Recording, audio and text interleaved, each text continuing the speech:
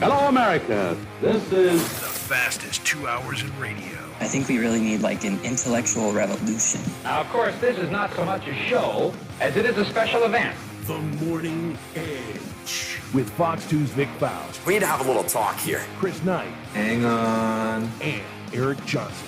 The more bizarre he gets, The more people like him. A complex mechanism that in itself must be operated by an even more complex entity, you. The Morning Edge starts now.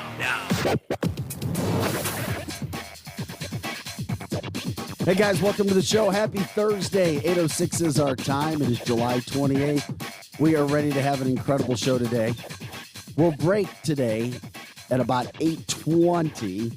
We'll take a break because at 8:25, we're going to talk with Rebecca Sheehan, former Fox 2 reporter, now with Primrose Patriot website, Instagram. She's been on the show before. She got a lot of attention yesterday when she posted information about what her kindergartners are dealing with in St. Louis County. Yep, that's right, kindergartners. She's like, they're being forced to mask again. It's back. And that's not it. All the transgender books, so she's upset that her kindergartners are now being taught about transgender and cross-dressing in kindergarten. Mm-hmm. Are you dealing with this too now, Crystal? Nope.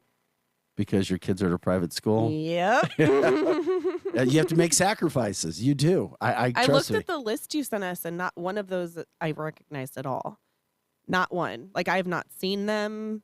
None of my friends have talked. I didn't know that but it was a longer list than I thought. Oh, so Rebecca will be joining us at 8:25. You will not want to miss that. It's eye-opening from a person who's going through the experience right now. So that's at 8:25. Chris, who do we have coming up in the 9 o'clock hour?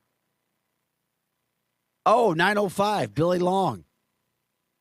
Don't go wrong. Vote Long. Don't be silly. Vote Billy. Chris said last week we need to get Billy Long back on just to give us an update. He met with Trump 2 nights ago, took a picture with him. Trump don't like him. What? Did you see the photo? Yeah, I did. Maybe he just didn't want. Is Trump? No, there's no maybe. Look at all the photos Trump does. Mm-hmm. Why don't you? Hey, you need Yours to is ask. the best. You need to ask Billy in a polite way when he comes on. Yeah, but Trump is a different man than when you took the picture with him. When was that? 6 years ago? No, he's the same guy. He didn't change. No, the media has toughened him up over the years. I don't think so. So we'll talk to him coming up at 9:05. Still trying to get Eric Schmidt, Vicky Hartzler.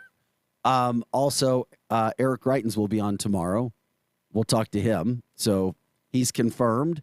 We're just figuring out the time now. So we are packed trying to get a whole bunch of things done. And before he moves, Nick. Nick, can you get on camera really quick and say I hi? can. Hey, it's me, Nick Schroer. Nick Schroer, running for state senate, friend of the show, comes in here and there. How's your campaign going? Because I've seen ads back and forth between yourself and your opponent. Is it John Weeman or Wyman? He's Wee Man. Okay, the Wee Man. And it seems like, is it me, or has every freaking race been nasty this year, it seems like, in the state of Missouri? Well, we've done so much since 2017. The Law Enforcement Officers Bill of Rights, stopping defunding of the police, actually moving forward with defunding Planned Parenthood, passing the biggest, baddest pro-life bill in the nation, which led to us being the first state to end abortion. And all of those things that I've done, my opponent is trying to claim that he's done them. So it's been a little strange. You know, they're now getting into the weeds, saying that I've done things that I haven't, missing so many votes. And this is money coming from the liberal labor unions, Planned Parenthood, that they're injecting into his race. But you look around, whether it's the federal races, the state races, people are fed up with these smear tactics. People are fed up with these lies that are being pushed. And that's why we've tried to maintain and talk about the things that we've done and what we're going to do in the state of Missouri. Well, Crystal, Chris, and myself, we've brought this up before, and we were talking about this last night at the station at Fox 2.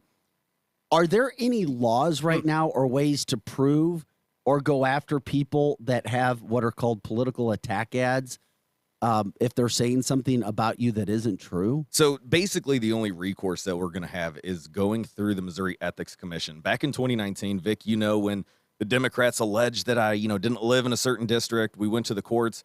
We fought them in the court, fought them in the appellate court, fought them in the Supreme Court. The only recourse that we could have, we had to file a Missouri ethics complaint. And they didn't even slap my opponent at the time on the wrist. Now, I've talked to other individuals that have been victims of smear campaigns like this one that are going on.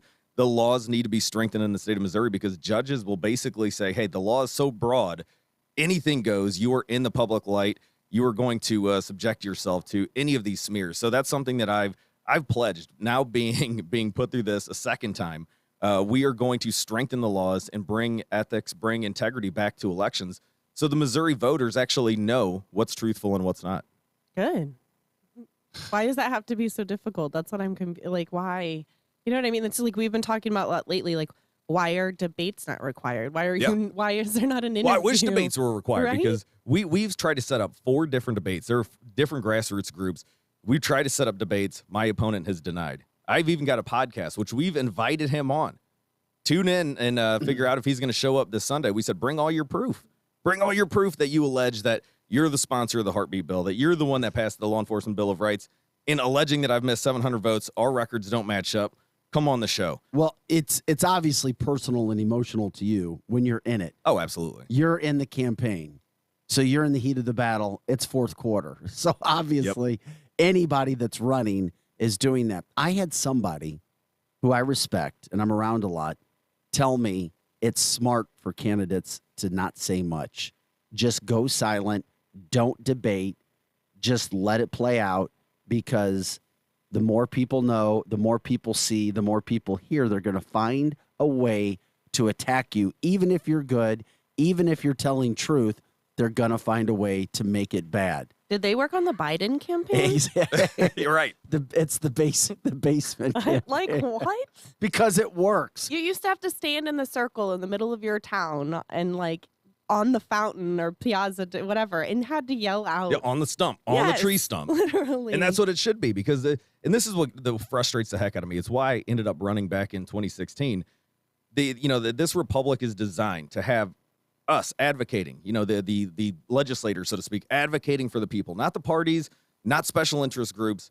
And we've gotten so far away from that. I mean, when a bill comes up and you have people just aligning with leadership instead of the people back at home, that's what's so frustrating. And now our elections have devolved to, it's just a big mudslinging competition. Oh, my God. Can you ever remember anything being this dirty or this important with Senate? Because I'm sure you've seen what's happening in the state of Missouri. Tons of money with all of the ads that are going back and forth. I haven't seen hardly any Eric Greitens ads on local news, but they're all over the Cardinals broadcast, Bally Sports. He's chosen to put money there. Yet I see tons of Hartzler-Schmidt ads all over our local news, but not on Bally's. Yeah. Is there a science in why you choose to run those ads on the stations that you're running? I think it really depends on the political consultants, the different teams. And, there's some people that say you have to get on broadcast TV. There's certain people that say don't do any radio.